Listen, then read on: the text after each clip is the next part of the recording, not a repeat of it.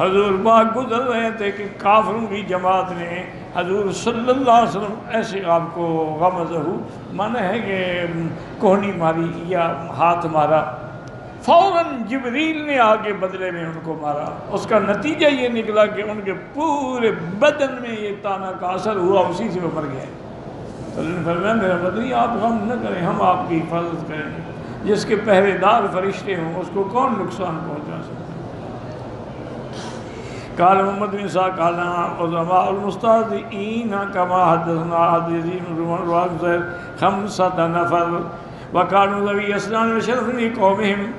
آپ مفسر فرماتے ہیں محمد بن اسحاق رحمۃ اللہ نے لکھا ہے کہ 5 آدمی تھے بڑے بڑے جو حضور کے ساتھ استہزاء کرنے والے تھے، اور یہ بڑے نعوذ باللہ یعنی سردار بھی تھے، ان کی زبانیں بھی بڑی تیز تھیں اور اپنی قوم میں بھی ان کا مقام تھا۔ فی من بنی اسد ابن عبد العزا ابن قصی الاسود ابن المطلب ابو زمعہ کان رسول اللہ فیما بلغنی قد دعا علیہ لما کان یبلغه فی اذاه واستہزائه قال اللہم اعم بصرہ واسکلہ ولدہ، کہ اس نے جب حضور پاک کے خلاف آپ کی شان میں گستاخی کی تو حضور پاک صلی اللہ علیہ وسلم نے اس کے لیے دعا کی، بد دعا کی اللہ سے کہ اللہ یہ مجھے ایذا پہنچاتے ہیں، ان کو اندھا کر دے، واسکلو ولدہ، اس کے لیے اس کی اولادوں کو بوجھ بنا دے۔ ومن بنی زہرۃ الاسود، بنی زہرہ سے کون تھا؟ اسود ابن عبد یغوث ابن وہب ابن عبد مناف ابن زہرہ۔ من بنی مخزوم کون تھا؟ ولید ابن المغیرہ ابن عبداللہ ابن عمرو مخزوم۔ ومن بنی سہم ابن عمر ابن حسیس ابن کعب ابن لؤی العاص ابن وائل ابن حشام ابن سعد۔ ومن خزاعہ، قبیلہ خزاعہ سے کون تھا؟ الحارث ابن الطلاطلہ ابن عمرو ابن الحارث ابن عبد ابن عمرو ابن ملکان۔ فلما تمادوا في الشر واكثروا برسول اللہ صلی اللہ علیہ وسلم، اللہ، یہ 5 بڑے بڑے جو ہیں نا قبیلے کے، یہ شر میں آگے بڑھ گئے اور حضور کے خلاف استہزاء کرنے لگے۔ اللہ نے قرآن اتارا فاصدع بما تؤمر واعرض عن المشرکین انا کفیناک المستہزئین الی قولہ فسوف یعلمون۔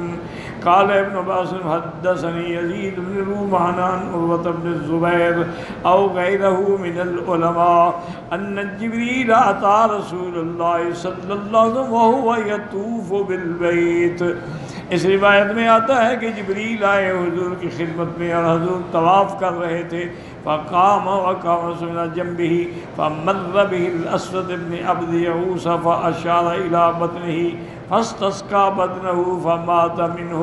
اسود ابن عبد یغوث گزرا تو اس نے اس کے پیٹ کی طرف اشارہ کیا، نتیجہ یہ نکلا کہ اس کو پیٹ کی بیماری ہو گئی، پیٹ بڑھ گیا، اسی میں وہ مر گیا۔ ومر به الولید المغیرہ وشعر آثر جرح بأسفل كعب رجله وكان أصابه قبل ذلك بسنين وهو يجر إزاره، کہ ایک ولید بن المغیرہ جو ہے اس کو گھٹنوں کے نیچے زخم لگا تھا، وہ اس کو چھپانے کے لیے اپنی چادروں کو زمین تک لٹکا کے چلتا تھا۔ مر برجل من خزاعہ بریش نبل لہ فعلق سہم من نبلہ بإزارہ، ایک آدمی گزرا تو اس کا تیر جو تھا اس کی چادر سے اٹک گیا، فخطأ رجلہ ذلک الخط، یہ اس کو زخم لگا تھا، ولیس بشیء فانتقض بہ فقتلہ، حالانکہ یہ اتنا بڑا زخم نہیں تھا لیکن نتیجہ یہ نکلا کہ وہ اسی میں مر گیا۔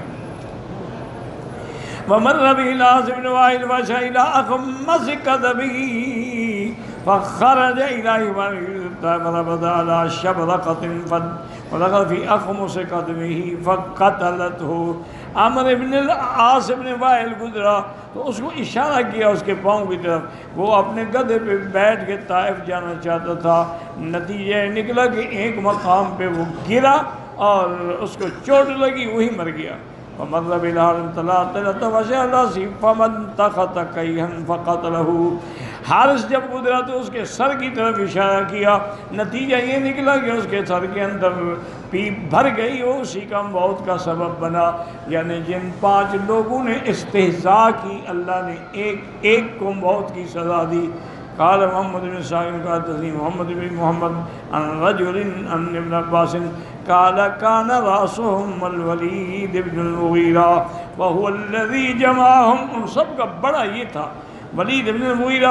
وهكذا عن سيدنا كرامتنا وسياق محمد بن ساکن به ان يزيد النور بتوه الله سيق الحارث بن قيثلة وإكرمة يقول الحارث بن قيس. قال الزهري وصدق هو الحارث بن قيس وأمه قيثلة. یہ دشمن تھے بڑے بڑے. وقضى عن مجاهد مقسم وقضى أنهم كانوا 5 وقال الشعبي كانوا 7. بعد کا وہ 5 تھے. اصل بات یہ ہے کہ سب کافر دشمن تھے لیکن یہ ان کے بڑے تھے. یعنی یہ سب سے زیادہ جرأت کے ساتھ سرکار دو عالم کی استہزاء کرتے تھے. لیکن انجام یہ ہوا کہ سب کو بری موت آئی اور سب ذلیل ہو کے مر گئے. یعنی آپ اندازہ کریں کہ ابی لہب نے جب حضور کی شان میں گستاخی کی تبت یدا ابی لہب وتب. اللہ نے قرآن نازل کیا اور قیامت تک اس پہ لعنت برستی رہے گی. اور پتہ ہے ابی لہب مرا کیسے تھا؟ اس کو ایک ایسی بیماری لگی بدن میں، سارے بدن میں کیڑے پڑ گئے